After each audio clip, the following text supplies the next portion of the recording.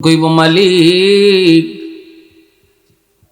দুনিয়াতে উলামায়ে কেরামের জবানে শুনেছি হাসরের ময়দানে ছোট থেকে ছোট বহু উসিলায় তুমি বান্দা বান্দিরে মাফ করবা। ও মালিক, কেন জানি আমার মন বলে আজ হাসরের ময়দানে কোনো একটা ছোট উসিলা ধরে তুমি আমাকে মাফ করে দাও কিনা গো। এই বুক ভরা আশা নিয়া বারবার শুধু তোমার দিকে তাকাই। আল্লাহ পাক রব্বুল আলামিনের কাছে তার কথাটা বড় ভালো লাগলো। আল্লাহ বলবেন, আমার বান্দারে ফিরে আনো, আমল নামাটা আমি আল্লাহ নিজে দেখব। আল্লাহ তার আমল নামাটা আবার নিজে দেখবেন। দেখা আল্লাহ বলবেন, বান্দারে এই যে তোর গুনার পাল্লা ভারী, নেকির পাল্লা হালকা, কিন্তু বান্দা আমল নামার ভিতরে আমি দেখতেছি রে, ওই যে একটা মাহফিলে তুমি বসা ছিলা, কেন তুমি সেখানে গিয়েছো? বউ বাচ্চা তোমার জন্য অপেক্ষায় ছিল, বন্ধু বান্ধব তোমার জন্য অপেক্ষায় ছিল, তাদেরকে সময় না দিয়া মাটির উপর চাটার উপরে বইসা বইসে তুমি কি চাইছো? তখনই কইব, মালিক দুনিয়ার কোনো লোভে যাই নাই গো, শুধু গিয়েছিলাম তোমাকে খুশি করার জন্য। আল্লাহ পাক বলবে, বান্দা শুন, আমি আল্লাহর নিজাম হচ্ছে, আমি আল্লাহর আদত হচ্ছে মাফ করে দেওয়া, কিন্তু আমার নিজাম হচ্ছে উসিলা ছাড়া আমি মাফ করি না। ওই দিনে মাহফিলে বসাকে উসিলা বানায়া আমি আল্লাহ আজ হাসরের ময়দানে তোমাকে মাফ করে দিলাম। মুসলমানের আওয়াজে কও না সুবহানাল্লাহ, আর একটু জোরে কও না সুবহানাল্লাহ, আরো আওয়াজ দিয়ে কও আল্লাহু আকবার। হয় নাই যুবক? আল্লাহু আকবার। প্রশংসা করব কার? জোরে বলি কার?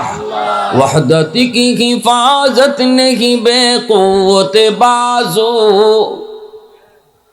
वहदत की हिफाजत नहीं बेक़ुव्वत बाज़ो, आती नहीं कुछ कामी अक़्ल खुदा दाद, आती नहीं कुछ कामी अक़्ल खुदा दाद। ऐ मर्द खुदा तुझको क़ुव्वत नहीं हासिल, जा बैठ किसी गार में अल्लाह का कर याद, जा बैठ किसी गार में अल्लाह का कर याद। ये सच है कि बातिल की तरफदार नहीं हम, गद्दार न समझो गम गद्दार नहीं हम, गद्दार न समझो हमें गद्दार नहीं हम। मुसलमाনের আওয়াজ কও আল্লাহু আকবার। ফেরেশতারা তখন কইব, মালিক সবাইকে তুমি মাফ করে দিয়েছো। আল্লাহ বলবে, হ, মাহফিলে যারা বসে সবাইরই মাফ করছি। ফেরেশতারা তখন কইব, মালিক সবাই তো ওয়াজ শোনার নিয়তে আসে নাই, এখানের ভিতরে এমনও কেউ ছিল বাজারে যাওয়ার নিয়ত করে ঘর থেকে বের হয়েছে, মাহফিলের আওয়াজ শুনে, মাইকের আওয়াজ শুনে সে এখানে বসছে, কয়েকটু ওয়াজ শুনে যাই। আরেকজন বাজার থেকে বের হয়েছে বাড়িতে যাওয়ার নিয়তে, কয় বাড়িতে একটু পরে যাই, একটু ওয়াজ শুনে যাই। আল্লাহ তুমি কি তারও মাফ করে দিছো? সে তো ওয়াজ শোনার নিয়তে আসে নাই, সে তো বাড়িতে যাওয়া তার নিয়ত, বাজারে যাওয়া তার নিয়ত। আল্লাহ পাক সেদিন যে জবাবটা দিবেন, যুবক একটু দিলটা নরম করে কথাটা বোঝার চেষ্টা করো। আল্লাহ সেদিন জবাব দিবেন, হুমুল জালিসু লা ইয়াশকা জালিসুহুম। এটা এমন এক বরকতি মজলিস, এই মজলিসে যেই বইব তারে আমি মাফ করে দেই। আল্লাহ পাক রব্বুল আলামিন ইমাম গজ্জালি রহমতুল্লাহ আলাইহি তার কিতাব দাকাইকুল আখবার, ওই কিতাবের ভিতর নবীজির একখান হাদিস এনেছেন। যে হাদিসটাও ছিল এমন ছোট্ট একটা উসিলা ছিল। ইমাম গজ্জালি রহমতুল্লাহ আলাইহি কত বড় আলেম ছিলেন, ওনার একটা কিতাব দাকাইকুল আখবার। কত বড় আলেম, একটা ঘটনা কই। আল্লাহর একজন ওলি স্বপ্নে দেখছেন হাসরের ময়দান কায়েম হয়ে গেছে। আমাদের নবীও আসেন, মুসা নবীও আসেন, আরো সব নবীরও আসেন। মুসা নবী নরম না গরম? তো জোরে মতন, নরম না গরম? মুসা নবী আমাদের নবীরাইয়া জেগাইন, ওগো নবী আপনি নাকি ইজাত কথা কইছেন? রসুলকে কোন কথা? উলামা ও উম্মতি কা আম্বিয়ায়ে বনি ইসরাইল, আমার উম্মতের উলামায়ে কেরাম বনি ইসরাইলের নবীদের সমান। এই কথা কি আপনি কইছেন? মুসা নবী বনি ইসরাইলের নবী। তো উনি কয় আপনি কি ইজাত কথা কইছেন? রসুল কহ আমি কইছি। তো মুসা নবী এটা কেমনে কইলেন আপনি? আপনার উম্মত এর ভিতরে যারা আলিম এরা আমরা বনি ইসরাইলের নবীদের সমান, কথাটা কেমন হইল না? কিভাবে কইলেন? কোন হিসাবে কইলেন? আল্লাহ রসুল কোন হিসাব টিসাব বুঝি না, তবে আমার এখানে একজন আলিম বয়া আছে দাঁড়ো আমার উম্মতের, তারে আপনি দুই কথা জিগাইলেই টের পাইলিবা। পাশে বসে ইমাম গাজ্জালি রহমতুল্লাহ আলাইহি মুসা আলাইহিস সালামকে জিগেন, ও মিয়া নাম কি তোমার? ইমাম গাজ্জালি রহমতুল্লাহ আলাইহি তিনি তার নাম বললেন, বাপের নাম কইলেন, দাদার নাম কইলেন, দাদার বাপের নাম কইলেন, তার বাপের নাম, তার বাপের নাম, তার বাপের নাম, এভাবে কইতে কইতে কইতে কইতে একদম সর্বপ্রথম মানুষ আদম নবী পর্যন্ত চলে গেছেন। পারবেন নি কেন কেউ? এত দূর যাওয়ার লাগতো না। দাদার দাদার নাম, দাদার দাদার নাম, এত দূর না, খালি আপনি দাদার দাদার নাম এটা জানেও এমন মানুষ পাওয়া যেত না, ঠিক না? তো মুসা নবী ইনি কইতে কইতে একদম আদম নবী পর্যন্ত গেছেন। ইমাম গাজ্জালি রহমতুল্লাহ আলাইহি বলতে বলতে আদম নবী পর্যন্ত গেছেন। তো এবার মুসা নবী কই কিরি, আমি তারে জিগাইলাম তার নাম, হেদি বংশের ফিরিস্তি ধরে তুলছে, তুলতে তুলতে জাগাত না এবার গুরাত গেছি গিয়া। অত কথা মনে রাখলো কেমনে আর জানি কেমনে? মুসা নবী অবাক হয়ে গেছেন। এরপরে মুসা নবী একটু দমকে সুরেই করেছেন, ও মিয়া অত লম্বা জবাব কেন দিলায়? আমি তোমারে জিজ্ঞেস করছি নাম কি? বেশি থেকে বেশি বাপের নাম কইবা, নিজের নাম কইয়া। দাদার নাম তো আমি জিগাইছি না, দাদার বাপের নামও তো আমি জিগাই নাই, এত লম্বা কেন জবাব দিছ? কারণ মুসা নবী তো গরম। মুসা আলাইহিস সালাম কি জাত গরম? যখন গরম হইতা তখন শরীরের ফসম যেটা আছিল ইতা কাটা যাবে, খারোই খারোই দিত, চুল তকি সিদ্রিয়ে বাইরে দিত। বুঝুন কি জাত গরম নবী। এবার মুসা নবী কই এত লম্বা জবাব কেন দিয়েছ? ইমাম গাজ্জালি রহমতুল্লাহ আলাইহি তখন বলতেছেন, নবী গো এই প্রশ্নের জবাব আমি পরে দিব, আগে আপনি আমার একটা প্রশ্নের জবাব দেন। কয় কোন প্রশ্ন? কয় প্রশ্নটা হলো আল্লাহ আপনাকে জিজ্ঞেস করেছিল ওয়ামা তিলকা বিয়ামিনিকা ইয়া মুসা, ও মুসা তোমার ডান হাতে এটা কি? আপনি জবাবে বলবেন ক্বালা হিয়া আসাই, এটা আমার লাঠি। জবাব শেষ। কিন্তু আপনি জবাব এখানেই শেষ দিলেন না, আপনি জবাব লম্বা করছেন। আতাওয়াক্কাউ আলাইহা ওয়া আহুশু বিহা আলা গনামি ওয়ালিয়া ফিহা মাআরিব উখরা। আপনি কইতেছেন এটা আমার লাঠি, এই লাঠি দিয়ে আমি বর দিয়ে হাঁটি, এই লাঠি দিয়ে গাছের পাতা পারি, এই লাঠি দিয়ে ছাগল চড়াই, আরো কত কিছু। এত লম্বা জবাব তো আল্লাহ জানতে চায় নাই। সুবহানাল্লাহ জোরে কইতেন না? অগণবীজি ওই দিন যদি আপনি কম কথায় জবাব দিতেন, আজ আমিও আপনাকে কম কথায় জবাব দিতাম। আল্লাহ যদ্দূর জানতে চেয়েছে এদ্দূর যদি আপনি জবাব দিতেন, আমিও আজকে আপনি যদ্দূর জানতে চেয়েছেন অদ্দূরই দিতাম। মুসা নবীকে কিরে কার বাটুয়াইয়া পড়লাম? হ্যাঁ, নবী তো এমনি এমনি কর নাই যে আমি যে কেন কইছি আমার উম্মতের উলামায়ে কেরাম নবীদের সমান বনি ইসরাইলের, একটু বুঝে লইবেন, তারে জিগাই লই।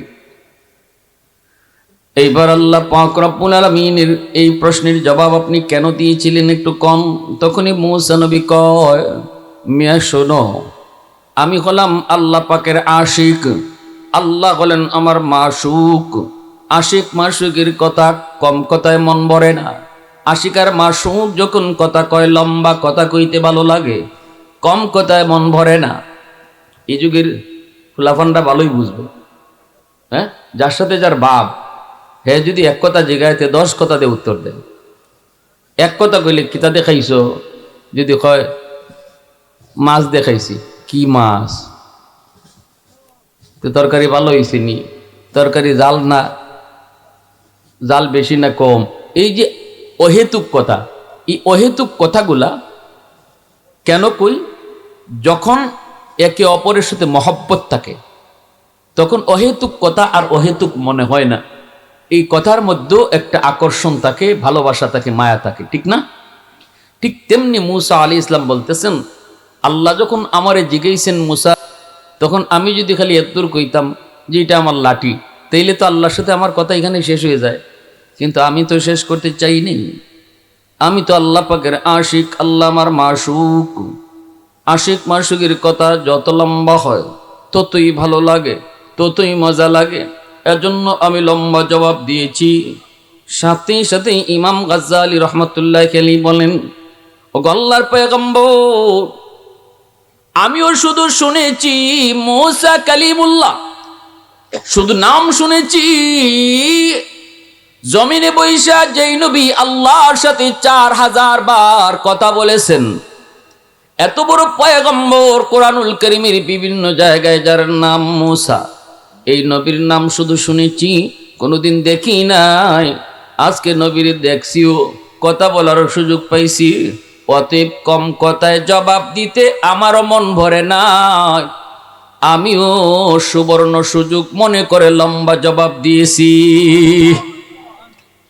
আওয়াজ দিয়া কোন আল্লাহু আকবার, আরো জোরে কোন আল্লাহু আকবার।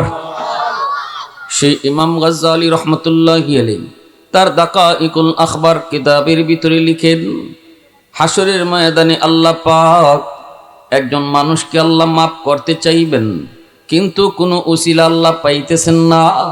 আল্লাহ তাকে নিজেই জিজ্ঞেস করবেন, বান্দা কোন একটা উসিলা তুই বের কর।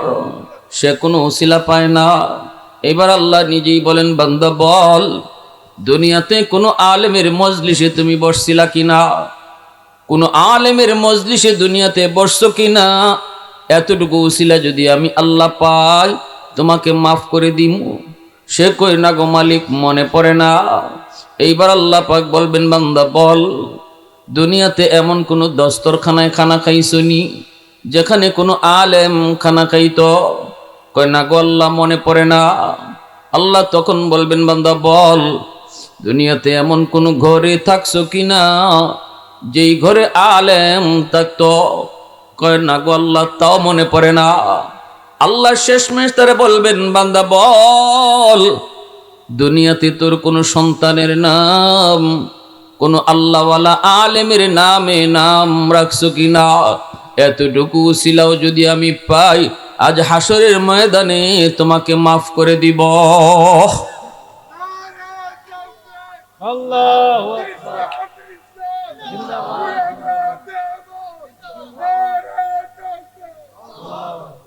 সন্তানের নাম, এটাও বাপমার জন্য নাজাতের উসিলা হবে। আমি আপনি মন গড়া নাম রাখেন না, মন চাইছে একটা নাম রেখে দিচ্ছেন, তা না। হাদিস শরীফে আইছে, যদি একজন আলেমকে উদ্দেশ্য কইরা অথবা একজন আল্লাহওয়ালাকে টার্গেট নিয়ে কোনো বাবা সন্তানের নাম রাখে, এটাও তার বাপমার জন্য নাজাতের উসিলা হবে।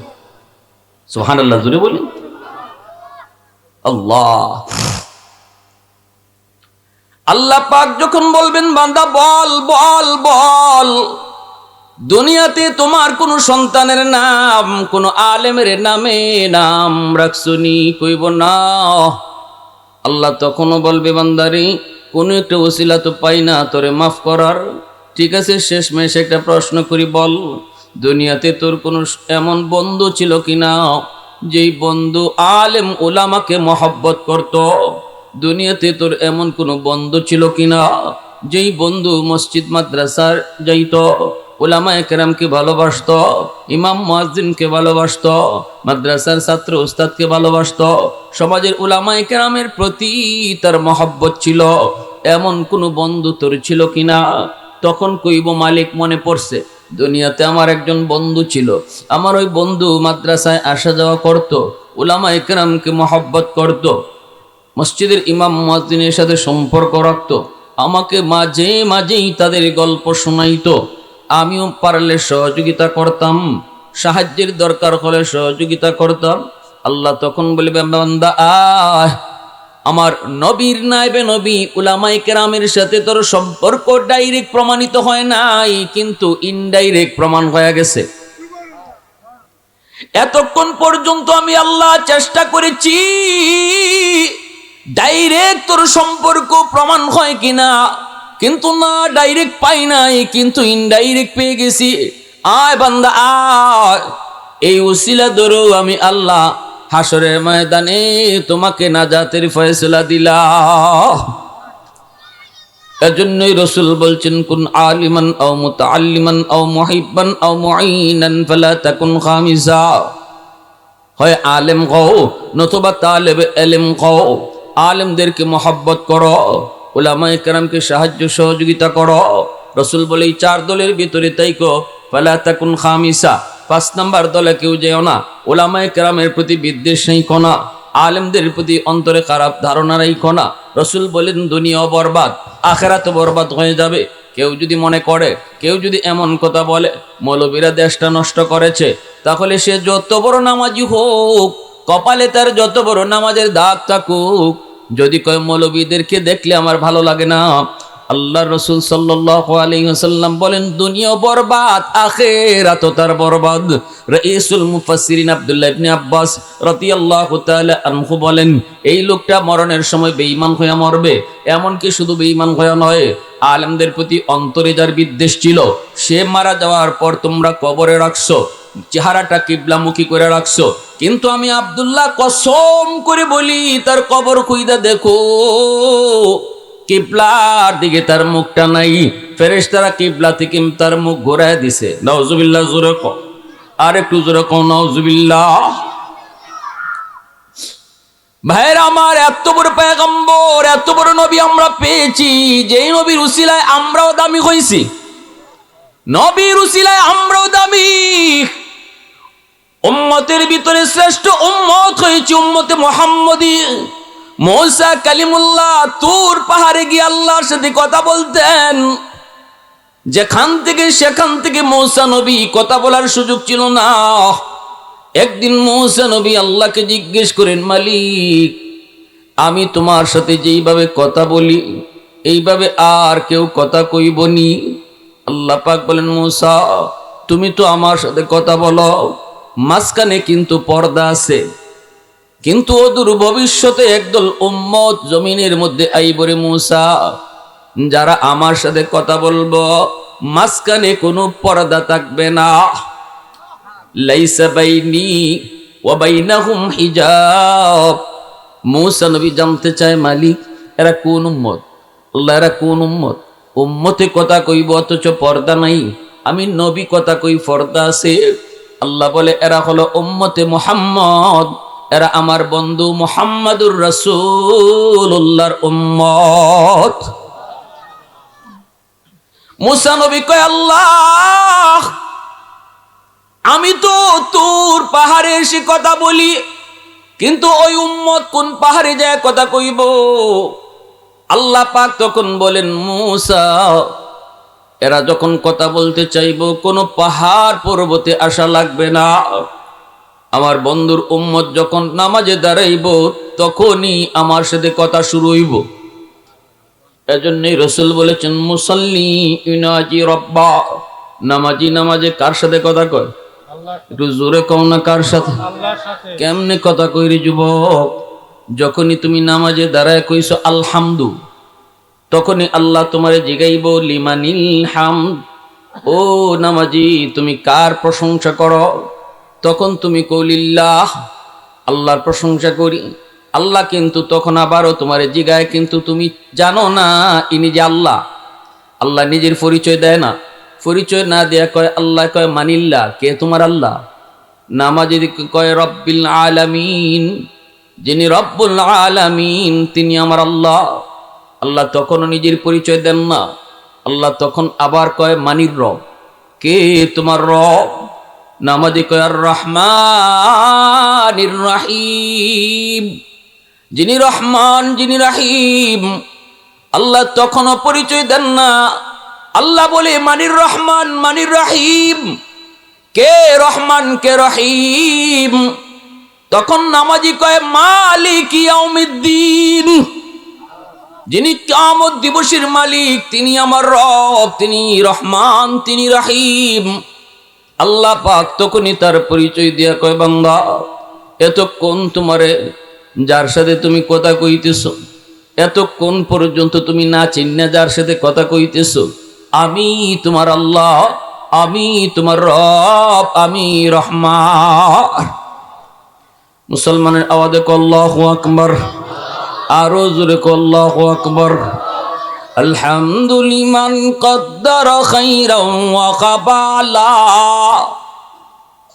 আলহামদুলিমান কদ্দার খাইরাও ওয়া কাবালা, ওয়া শুকরু লিমান সাওয়ারা হুসনাও ওয়া জামালা, ফরদুন সামাদুন আন সিফাতিন খালকি বারিউন, রব্বুন আযালিয়্যুন খালাকাল খালকা কামালা, লা জিদ্দা ওয়ালা নিদ্দা ওয়ালা হাদ্দা লিমাওলা, লা জিদ্দা ওয়ালা নিদ্দা ওয়ালা হাদ্দা লিমাওলা, আল আনা কামা কানা ওয়ালাম ইয়ালকা যাওয়ালা, আল আনা কামা কানা ওয়ালাম ইয়ালকা যাওয়ালা। মুসলমানের আওয়াজে কও আল্লাহু আকবার। হৃদয়ের জানালাটা খুলে দাও না, হৃদয়ের জানালাটা খুলে দাও না, প্রভুর ডাকে মন সারা দাও না, প্রভুর ডাকে মন সারা দাও না। অসীম ক্ষমতা যার হাতের উপর, যার নামে বয়ে যায় ঝর্ণা নহর, আল্লাহ আল্লাহ বলে শোবে দেওয়ানা, আল্লাহ আল্লাহ বলে শোবে দেওয়ানা, প্রভুর ডাকে মন সারা দাও না, প্রভুর ডাকে মন সারা দাও না, হৃদয়ের জানালাটা খুলে দাও না, প্রভুর ডাকে মন সারা দাও না। মুসলমানের আওয়াজে কও আল্লাহু আকবার।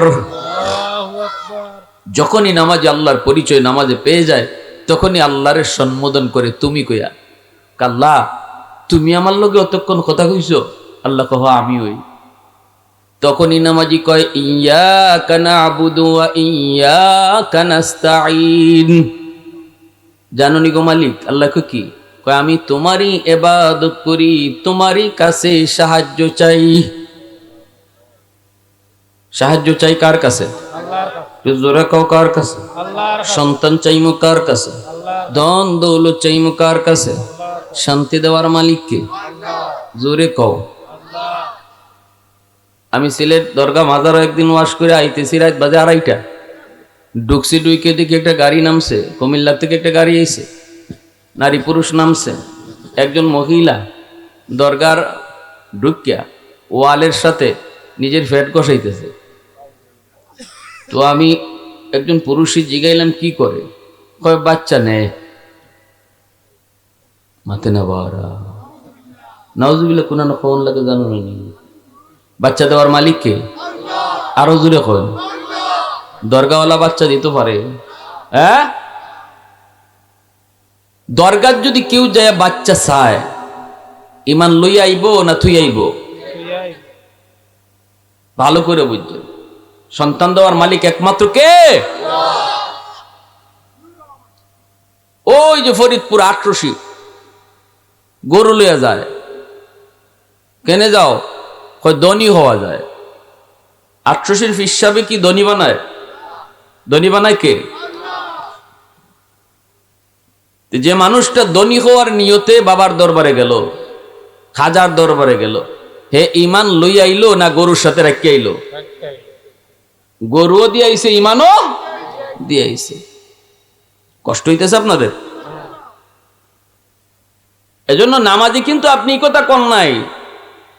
নামাজে আপনি আল্লাহরে কইছেন, আল্লাহ আমি যা চাইমু সব তোমার কাছেই চাইমু, আল্লাহ আমি যা চাই সব তোমার কাছেই চাই।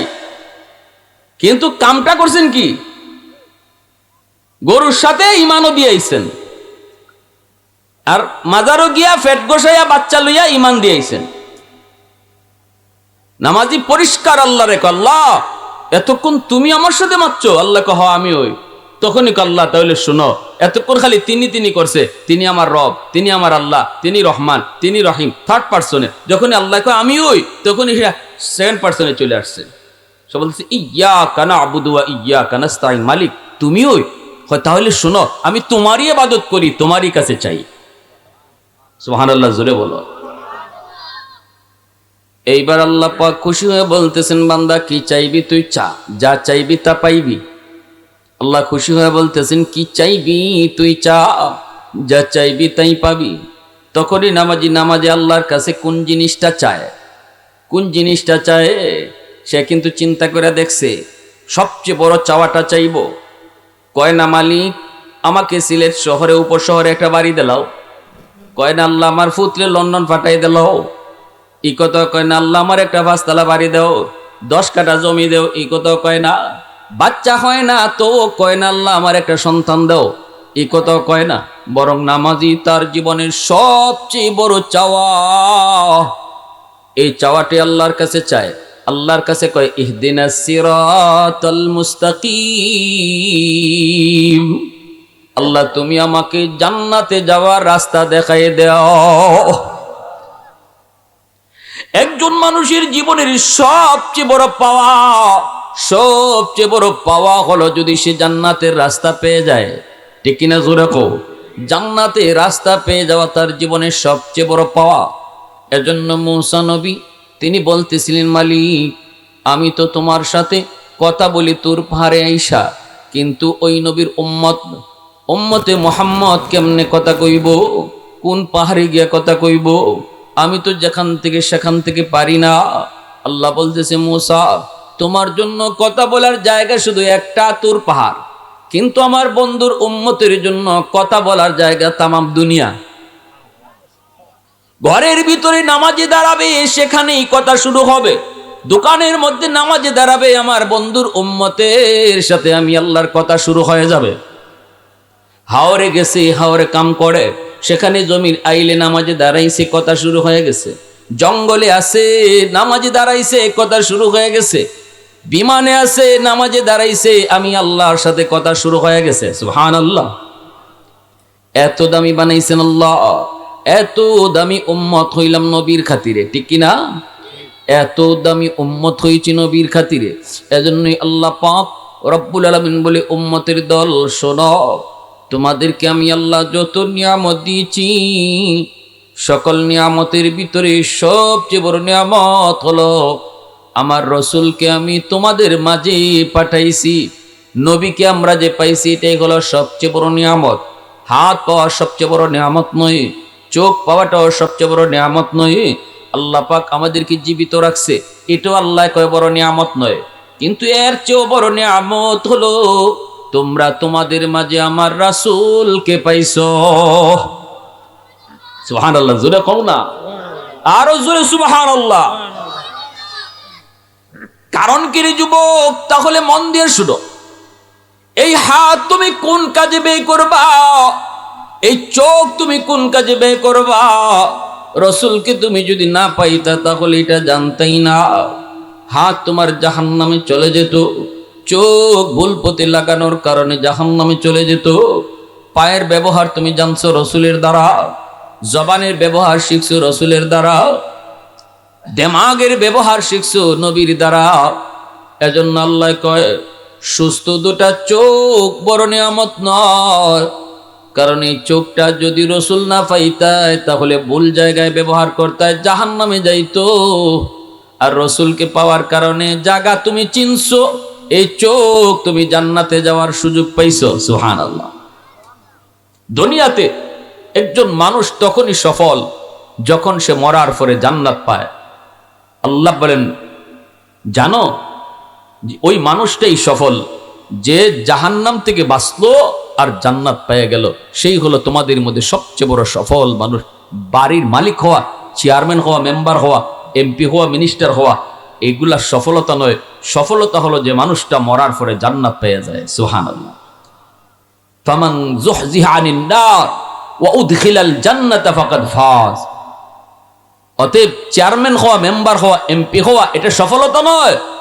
সফলতা হলো ওই মানুষটা যে মানুষটা গরিবী হালতে চলছে কিন্তু মরার পরে জান্নাত পেয়ে গেছে।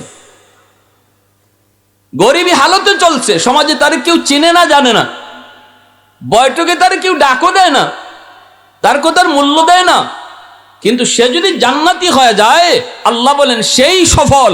আর তুমি যে বড় চেয়ারে বইয়া মিটিং এ রায় দিছো, যদি জান্নাতি হইতে না পারো তুমি ব্যর্থ। ঠিক কিনা? জোরে খাও, আর একটু জোরে খাও, ঠিক কিনা? মুসলমানের আওয়াজে একটু জিকির করি, লা ইলাহা ইল্লাল্লাহ। আওয়াজ দিয়া, আওয়াজ দিয়া।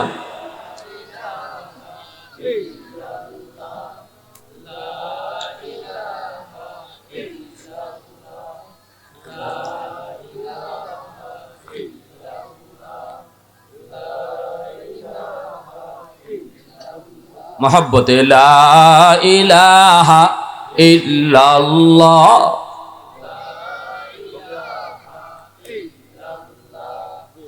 লা ইলাহা ইল্লাল্লাহু মুহাম্মাদুর রাসূলুল্লাহ।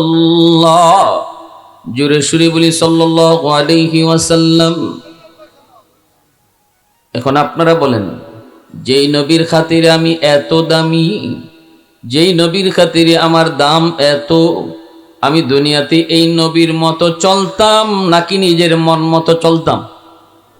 মন মতো না নবীর মতো? জোরে কও, মন মতো না নবীর মতো? নিজের মতে মত নয়, নবীর মতে মত, এর নাম উম্মত। উম্মত কারে কয়? নিজের মতে মত নয়, নবীর মতে মত, এর নাম উম্মত। অতএব মনে রাখতে হবে আমার কোনো মত নাই, আমার নবীর মতেই মত, এর নাম হলো উম্মত। কত বড় পয়গম্বর, কেন তুমি নবীর নমুনা নিবা না?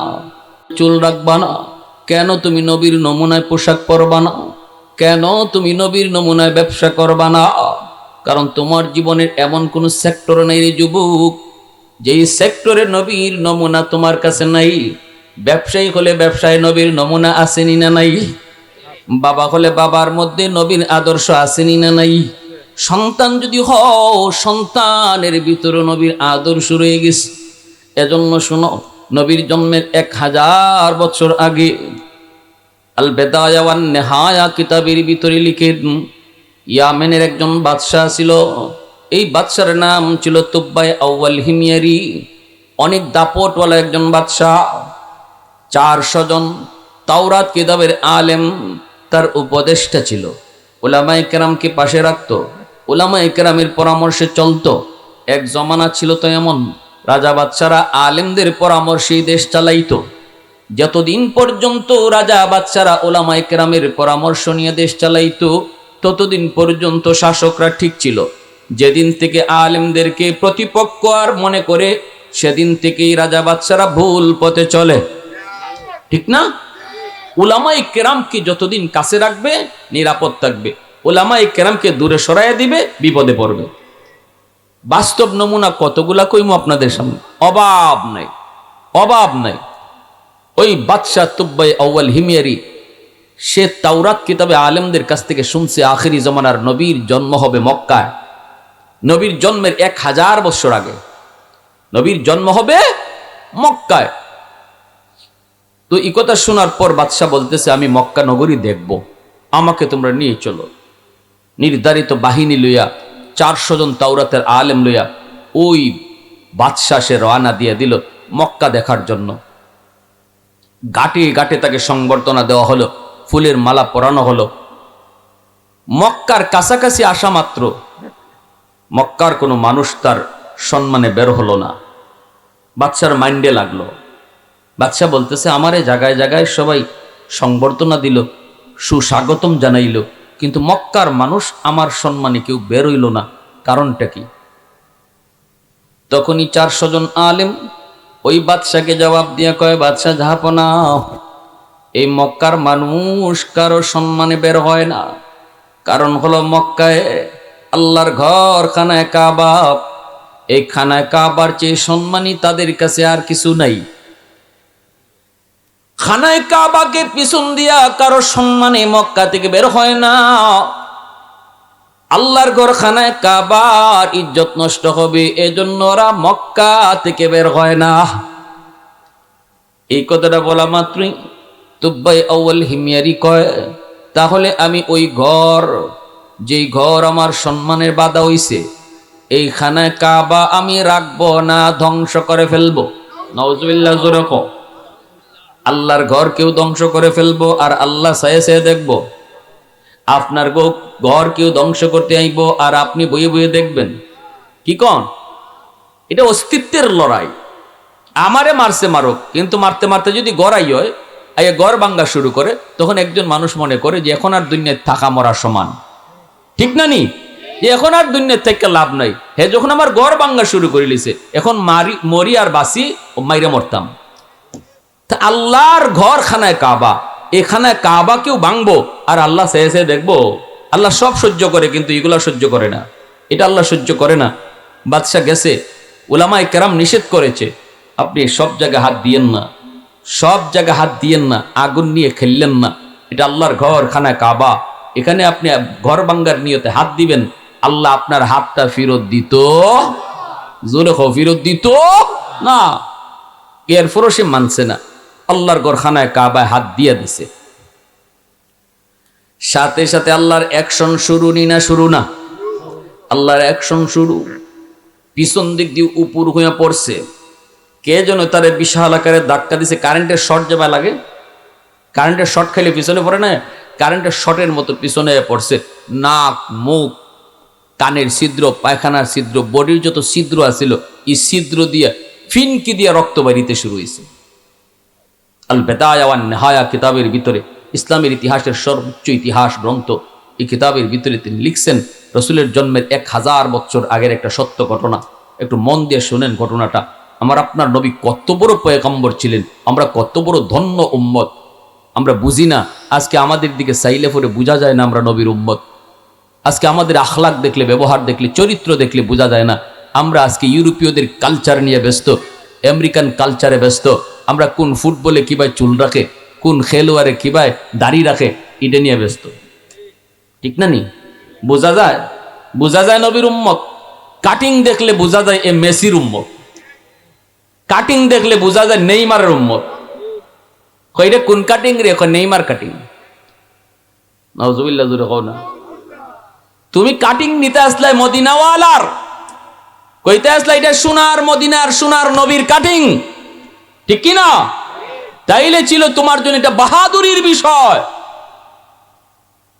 যে নবীর উম্মত হওয়ার জন্য মুসা নবী আফসোস করছে, আল্লাহ আমি নবী হইয়া তোমার সাথে কথা কই, মাঝখানে পর্দা লাগতো না আমার নবুয়তি। যে উম্মতে কথা কয় মাঝখানে পর্দা থাকে না, আমার ওই উম্মত বানাই দিলাও। আল্লাহ কই তো না, তুমি আগে আইছো, এই উম্মত আরো পরে আইব। জোরে কও সুবহানাল্লাহ। তুমি আগে আইছো। যে এত বড় নবী নিজে উম্মত হইতেছে, আমার আপনার মতো উম্মত হতে চাইছেন, আর আমি সেই উম্মত হওয়ার পরে আজকে আমার চাল চলন আখলাক, আমি এমন নেতার পিছনে ঘুরি যেই নেতা ইউরোপীয় কালচারে দেশ সাজাইতে চায়। কিন্তু যারা আমার মদিনা ওয়ালা, মদিনার নবীর মতো দেশ চালাইতে চায়, তাদের পিছনে ঘুরি না তো, তাদেরকে সময় দেই না তো। আল্লাহ রসুল সাল্লাল্লাহু আলাইহি ওয়াসাল্লামের জন্মের দেশ মক্কা নগরী বাদশা দেখতে চাইলো, খানায় কাবা হাত দিল, পিছন দিক দিয়ে পড়ে গেল, নাক মুখ দিয়ে রক্ত বাইরিতে শুরু হইলো। এইবার বাদশারা কয় কইছিলাম নি, আলেমরা কইছিলাম নি আপনারে হাত দিয়েন না, সব জায়গায় হাত দেওয়া যায় না। এখন কি হয়েছে? এখন তো দম যায় যায়। আমার ভাইরা বন্ধুরা, যুবক, এই কথা শোনা মাত্রই বাদশাহ তখন তওবার নিয়তে বলতেছে, ও উলামায়ে কেরাম, তওবা করলাম, জীবনে আর কোনোদিন এমন দুঃসাহস দেখাবো না গো, ভুল করেছি, দয়া করে আমার তওবাটা তোমরা করে নাও। উলামায়ে কেরাম তখন বলতেছে, তওবা করার জন্য তুমি দাঁড়াও, আল্লাহ পাক তওবাকে কবুল করে, যত বড় অন্যায় করুক না কেন, যত বড় অপরাধ করুক না কেন, কারণ আল্লাহর নাম হলো গাফির, আল্লাহর নাম হলো গাফুর, আল্লাহর নাম হলো গাফফার। বড় বড় অপরাধ কেউ যে আল্লাহ মাফ করে, সেই আল্লাহর একটা সিফাতি নাম হলো গাফফার। গাফফার নামের উসিলায় আল্লাহ বড় বড় গুনাহ মাফ করে। অতএব আপনি আল্লাহর ঘরখানায় কাবা হাত দেন, তওবার নিয়তে হাত দেন, চোখের পানি ধরে কাঁদেন গো, চোখের পানি জরা জরা আপনি কাঁদেন। ওলামায়ে কেরাম তারে উঠাইছেন, এই রক্ত নিয়ে এসে আল্লাহর ঘর খানায় কাবা হাত লাগায় দিল। আজও আমি দেখেছি মক্কা মদিনায় বহু বাপ মা আল্লাহর ঘরে হাত লাগায় যখন কান্দে, তখন নিজের বাচ্চাটারও আল্লাহর ঘরে হাত লাগায় সুপারিশ করে। বাবাই কান্দের কম, মালিক ওই যে দেখো তোমার কুদরতি পা ধরে ফেলছি, আমার শিশু মাসুম বাচ্চাটাও আমিন আমিন কইতেছে। আল্লাহর ঘরখানায় কাবায় হাত লাগায় যদি কেউ তওবা করে নেয় রে যুবক, সাথে সাথে আল্লাহ তওবা কবুল করে নেয়। উলামায়ে কেরামের কথা, বাদশাহ আল্লাহর ঘরখানায় কাবা হাত লাগাইলো, সাথে সাথে আল্লাহ পাক তার তওবাকে কবুল করে রক্ত পড়া আল্লাহ বন্ধ করে দিলেন। তওবা কিন্তু কবুল হয়ে গেছে। মুহূর্তের ভিতরে বাদশা টের পেয়ে গেল। এইবার বাদশা কয়, আমি বুঝি নাই গো, এই ঘর যে এত দামি, এই ঘর যে এত দামি, ঠিক আছে আমি এই ঘরের কিছু খেদমত করব, আল্লাহর ঘরের কিছু খেদমত করব। সর্বপ্রথম আমার নবীর জন্মের 1000 বছর আগে ওই বাদশাহ খানায় কাবার গিলাফ লাগায়া দিল। আল্লাহু আকবার, জোরে কও। এখনো আল্লাহর ঘর খানায় কাবায় গিলাফ আসেনি না নাই? এই গিলাফ শুরু হয়েছে নবীর জন্মের 1000 বছর আগ থেকে। কে সর্বপ্রথম গিলাফ লাগাইলো? আল বেদায়া ওয়ান নিহায়া কিতাবের ভিতরে এসেছে। সেই বাদশা হলো ইয়ামেনের বাদশা, যার নাম ছিল তুব্বাই আউয়াল হিময়ারি। লিখেছেন ইতিহাসকে আল বেদায়া ওয়ান নিহায়া কিতাবের ভিতরে। আল্লাহর গলের গিলাফ লাগানো শেষ। এইবার বাদশা কইতেছে, চলো আমাকে মদিনা শহর দেখাও, কোথায় নবী হিজরত করবেন। ওই মদিনা, যেই মদিনার নাম আমি তাওরাত কিতাবে শুনেছি, যেই মদিনাতে আখির নবী তিনি শুয়ে থাকবেন, ওই মদিনা নগরীটা আমাকে একবার দেখাও। উলামায়ে কেরাম বলতেছে, বাদশা জাহাপনা, মদিনা তো এখন আর নগরী না, মদিনা এখন তো খালি, চতুর্দিকে তো মদিনার পাহাড়, কেমন করে মদিনা তোমাকে দেখাবো? মদিনায় তো এখন কোনো ঘর নাই, কোনো বাড়ি নাই, কোনো মানুষজন নাই। বাদশা একটাই কয়, আমি বুঝি না কোন জায়গাটা মদিনা হবে আর কোথায় নবী চিরনিদ্রায় শুয়ে থাকবি, ওই জায়গা আমারে দেখাও। নবীর জন্মের নগরী খানায় মক্কা নগরী আমি দেখেছি, এইবার নবীর হিজরতের নগরী মদিনা দেখব। 400 জন আলেম তাওরাত কিতাব নিয়ে তারা পড়তে বসে গেলেন। কেমনে মদিনা নগরী তারা তালাশ করবেন। এইবার তারা পড়তে পেয়ে গেলেন, নবী মক্কা থেকে মদিনায় যেই পথে হিজরত করবেন, এই পথটা আগে আমরা বের করো। তালাশ করে করে তারা এই পথটা পাইল, যেই পথে নবী মক্কা থেকে মদিনায় হিজরত করবেন। এই পথ ধরে তারা চলতে লাগলো, আর একে অপরকে ডাক দিয়া বলতেছে, বাইরে আমরা তো ওই পথ পেয়ে গেছি, যে পথ দিয়া আখেরি নবী মক্কা থেকে মদিনায় হিজরত করবেন। তোমার আমার নবীর শুধু জীবনী নয় রে যুবক, নবীজি যেই পথ দিয়া তিনি হিজরত করবেন, ওই পথটা কেমন হবে, এই রাস্তাটা কেমন হবে, এর বিবরণটাও আল্লাহ পাক আগের আসমানি কিতাবের ভিতরে উল্লেখ করছে। ওই রাস্তার কন্ডিশন কেমন হবে, ওই রাস্তাটা লম্বা কদ্দুর হবে, ওই রাস্তার পজিশনটা কেমন হবে, রাস্তা উঁচা নিচা হবে কিনা, গোটা বিবরণটা আল্লাহ পাক আগের তাওরাত কিতাবের ভিতরে উল্লেখ করেছেন। উলামায়ে কেরাম সেই বিবরণটাই তাওরাত কিতাবে পড়লো, রাস্তার কন্ডিশন তারা মিলাইলো, মিলায় তারা শিওর হয়ে গেল এই সেই রাস্তা, যেই রাস্তা দিয়ে নবী হিজরত করবেন। শুরু হয়ে গেল মদিনার যাত্রা, মদিনার দিকে যাত্রা শুরু হয়ে গেল বাদশাকে নিয়া।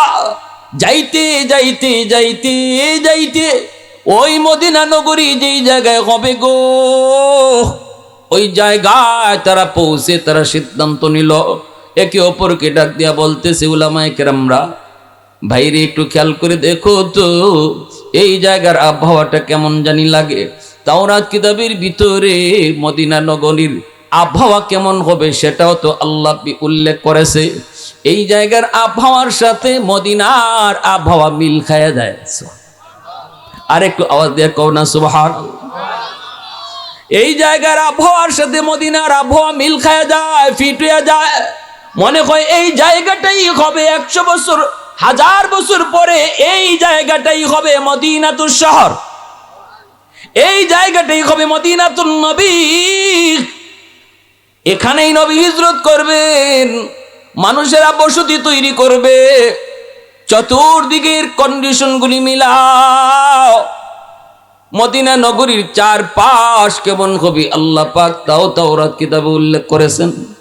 এইবার তারা চতুর্দিকটা তালাশ করে করে শিওর হয়ে গেল মদিনা নগরীর কন্ডিশন। আল্লাহ বলেছেন মদিনার চতুর্দিকে হবে পাহাড়, শুধু একটা জায়গা থাকবে সমতল, যেখান দিয়ে মদিনা ঢুকা যায়। সুবহানাল্লাহ। ভাইরা বন্ধুরা, ওই জায়গাটা পেয়ে তারা বাদশাকে জানিয়ে দিলেন, বাদশাহ যাব না, আমরা মদিনা কোন জায়গাটা মদিনা হবে এই জায়গার সন্ধানও পেয়ে গেছি। বাদশাহ কই কোন জায়গা, কই এই জায়গা। এমনি বাদশাহ কয় আমি ধন্য। আল্লাহু আকবার। এই জায়গাটা আমি চতুর্দিকে হাঁটবো, যেখানে আমার মৃত্যুর 1000 পরে রহমতের নবী হিজরত করে এখানে আসবেন গো। দাওয়াতের কাজে যখন মক্কার মানুষেরা তাকে সাপোর্ট দিবে না, মদিনার মানুষ তাকে সমর্থন করবে, তখন তিনি মদিনায় হিজরত করবেন, এখানে আসবেন। এই জায়গা দিয়ে নবী হাঁটবেন, ওই যেখানে রাসূলের পা পড়বে এখানেও আমি একটু পা দিয়ে হাঁটতে চাই। উলামায়ে কেরাম কয় বাদশা যাব না, আমরা যেই মদিনার সন্ধান পেয়েছি এই মদিনা ছেড়ে আমরা আর ইয়ামেন যাব না। 400 জন আলেম কই আমরা মদিনা ছেড়ে আর ইয়ামেন যাব না, আমাদের জন্য 400টা ঘর বানিয়ে দেন, এখানে আমরা জীবন কাটাবো, এখানেই যেন আমাদের কবর হয়। দু জাহানের বাদশা যখন মদিনার এই রাস্তা দিয়ে হাঁটবে, নবীর পায়ের নিচের ধুলাবালি যেন আমাদের কবরে পড়ে, আমাদের কবর ওই মদিনাতেই যেন হয় যেখানে আমার দু জাহানের বাদশার রওজা শরীফ হয়। রাসূল মদিনা হাঁটবেন, কবরের পার দিয়ে রাসূল হাঁটবেন, আমরা ধন্য। বাদশা এই কথা শুই না চোখের পানি ধরে বাদশা কই, ও উলামায়ে কেরাম, তোমরা যদি মদিনায় থেকে যেতে চাও, ইয়ামিন আমি যায় কি করবো? আমিও আর ইয়ামিন যাব না, আমিও মদিনায় থেকে যাব। উলামায়ে কেরাম কইেন না বাদশা, এমন কইরেন না, আপনার কাঁধের মধ্যে বিশাল বড় দায়িত্ব, দেশ চালানোর দায়িত্ব, আপনি এমন কাজ করেন না, আপনি ইয়ামেন চলে যান, আপনি এখানে থাকলে পরে দেশে বিশৃঙ্খলা তৈরি হবে। এই কথা বলতে ইয়ামেনের বাদশা তুব্বাই আউয়াল হিময়ারি কয়, ঠিক আছে তাহলে তোমাদের কথা মানলাম, তোমাদের জন্য আমি 400টা ঘর বানিয়ে দিয়ে যাব, আরেকটা ঘর আমি নবীর জন্য বানিয়ে দিয়ে যাইবো। সুবহানাল্লাহ। তোমাদের জন্য আমি ঘর বানিয়ে দিমু গো, একটা ঘর আমি আমার নবীর জন্য বানাবো, এই ঘরটা আমি তালা দিয়া রাখবো, চাবিটা তোমাদের একজনের কাছে আমানত দিয়া যামু, আর একটা চিঠি দিয়া যামু, এই চিঠি আর চাবিটা যেন তোমাদের সন্তানদের পরপর যেন এই চিঠি আর চাবি আমানত হিসাবে আমার নবীর হাতে গিয়া পৌঁছি। आवाज दिए को ना सुबहानल्लाह। वल्लैलु में गे जुल्फ़े मोहम्मद का तरन्नुम, वल्लैलु में गे जुल्फ़े मोहम्मद का तरन्नुम, वश्शम्सु में रुख़साराए अहमद का तरन्नुम, वल्फजर में गे सुबह रिसालत की बेशारत, वल असर में गे दौर नबूवत की बेशारत, हर फूल में गे रूए मदीना का तबस्सुम, शाखों की लचक में बेक़दा का तकल्लुम, यासीन से मौला ने कभी उनको पुकारा, अल्लाहु अकबर ज़ुल्क़ो। यासीन से मौला ने कभी उनको पुकारा, हामीम कभी और कभी तोसीन इशारा, ये रमज़ो है कुछ आशिक़ माशूक़ माबैन, समझाए जिन्हें खल्क़ में एक सरवर कौनैन, समझाए जिन्हें खल्क़ में एक सरवर कौनैन। अल्लाहु अकबर। उलमाए किराम बोलतेছে বাদশাহ ঠিক আছে আপনি একটা ঘর বানায় নবীর জন্য দিয়ে যান। উলামায়ে কেরামের জন্য 400টা ঘর বানানো হলো। একটা ঘর বাদশাহ তার মনের মাধুরী দিয়া দামি দামি পাথর সংগ্রহ কইরা এই ঘরটা অনেক টাকা দিয়া বাদশাহ এই ঘরটা বানাইতেছে। বানায় বানায় বাদশাহ এই ঘরের তালা লাগালো। তালা দিয়া চাবিটা আমির সাহেবের হাতে দিয়ে দিল। আমির সাহেবের হাতে চিঠি আর একটা চাবি দিল। চাবির সাথে একটা চিঠিও দিল। দিয়া বাদশাহ বলতেছে এই চিঠি আর চাবি আপনার কাছে আমানত। যেদিন আপনি মারা যাবেন সন্তানের হাতে দিয়ে যাবেন আর বলবেন আপনার সন্তান যেদিন মারা যাবে মারা যাওয়ার আগে তার সন্তান কি বুঝাইয়া দিবে। এইভাবে চিঠি আর চাবি যেন পরম্পরায় পরম্পরায় আমার নবী দু জাহানের বাদশাহ যেদিন মদিনায় আসবেন গো সেদিন মদিনায় নবীর নিজস্ব কোনো বাড়ি থাকবে না। সাহাবায়ে কেরাম নবীকে যার যার বাড়িতে নিতে চাইবেন, কিন্তু আমি চাই নবী কারো বাড়িতে যাওয়ার দরকার নাই, নবী যেন তার নিজের বাড়িতে এসে উঠে। উলামায়ে কেরামের জন্য বাড়ি বানায়া আমার আপনার নবীর জন্য বাদশা সুন্দর করে বাড়ি বানায়া ওই বাড়ির তালা আর চাবি আর চিঠি আমির সাহেবের হাতে আমানত দিয়া বাদশাহ এই বাড়ি আমিনের দিকে যাত্রা করলো। এই দিকে আমার ভাইরা বন্ধুরা 1000 বছর পরে নবী দুনিয়াতে আগমন করলেন। 40 বছর নবী মক্কায় থাকলেন, নবুয়তি পাইলেন। এরপরে রসুল নবুয়তির দাওয়াত দিলেন, কিন্তু মক্কার মানুষগুলি তারা নবীর দাওয়াত গ্রহণ করলো না। মদিনার মানুষ নবীকে সুস্বাগতম জানালো। মদিনার মানুষ নবীকে যা কইল নবী গো এই মক্কায় থাকার প্রয়োজন নাই, আপনি চলে আসেন আমাদের মদিনায়। আল্লাহ নবী রহমতের নবী মদিনায় হিজরত করলেন কুফা নামক জায়গায়। ভাইরা বন্ধুরা আল্লাহর নবী রহমতের নবী মদিনায় ঢুকবেন, নবীকে যা সবাই সুস্বাগতম জানায়। মদিনার নারী পুরুষ শিশু বাচ্চা সহ সবাই চলে গেল। আল্লাহ নবী রহমতের নবীকে সুস্বাগতম জানানোর জন্য সবাই যখন ঘর থেকে বের হয়, একজন মানুষ তিনি তো মদিনা থেকে বের হইতেছে না। ওই ঘরটা শুধু তিনি পরিষ্কার করে। তিনি কে? তিনি আর কেউ নন, তিনি ওই আমির সাহেবের বংশের সর্বশেষ মানুষটা যার হাতে রসুলের চিঠি আর চাবিটা আমানত ছিল গো। তিনি হলেন নবীর সাহাবী যার নাম আবু আইয়ুব আনসারী রাদিয়াল্লাহু তাআলা আনহু। আবু আইয়ুব আনসারী রাদিয়াল্লাহু তাআলা আনহুর হাতে চিঠি আর চাবি। মদিনার মানুষের ডাক দিয়া কয়, ও আবু আইয়ুব, তুমি কি রসুলকে সুস্বাগতম জানানোর জন্য মদিনা থেকে বের হবা না? এই ঘর কেন তুমি মুছামুছি করো? আবু আইয়ুব কয়, তোমরা যাও আমার রসুলকে দিয়ে নিয়ে আগে আসো, কিন্তু আমি যাইতে পারি না, কারণ আমার কাছে নবীর 2টা আমানত আছে। আমার মন বলে সেই আমানত গ্রহণ করার জন্য দুজাহানের বাদশাহ তিনি আমার খুঁজে এই জায়গা পর্যন্ত আসবেন, কারণ এই আমানতের বস্তু আল্লাহ পাক অবশ্যই তার হাবিবকে জানাইবেন। মদিনার মানুষজন তারা মদিনার বাইরে গেল, রসুলকে যায় কইতেছে, নবী গো, ওগো নবীজি চলেন, আমার বাড়িতে থাকবেন। আরেকজনে কয় আমার বাড়িতে থাকবেন, আরেকজনে কয় আমার বাড়িতে থাকবেন। কিন্তু নবী একটা কথাই কয়, আমি কই থাকমু কই যামু আমি নিজেও জানি না, জানেন আমার আল্লাহ, আর জানে আমার উটনি। উটনির পিঠে আমি বসা থাকবো, আর উটনির রশি থাকবে আল্লাহর হাতে। সুবহানাল্লাহ, জোরে কও। আমি উটনির পিঠে বসা থাকবো, উটনির রশি থাকবে আল্লাহর কুদরতি হাতে। আল্লাহ পাক উটনিরে চালায়া চালায়া যেখানে নিয়ে বসাইবেন সেখানে আমি থাকবো। সাহাবায়ে কেরাম রাদিয়াল্লাহু তাআলা আনহুম নবীজির উটনির পিছনে তারা লাইন ধরে ধরে যাইতেছেন।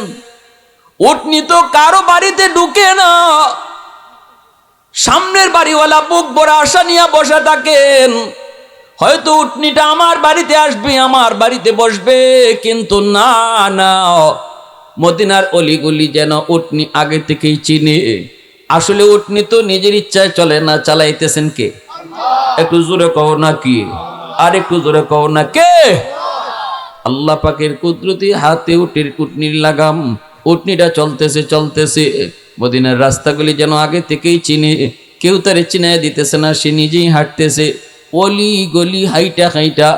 মসজিদে নববীর পাশেই আবু আইয়ুব আনসারীর বাড়ি, সেখানে আমার রসুলের জন্য যেই বাড়িটা নবীর জন্মের 1000 বছর আগে ইয়ামেনের বাদশা বানিয়ে গেছিল গো, ওই বাড়ির সামনে যায়া উটনি আমার আপনার নবীকে নিয়া বসে গেল।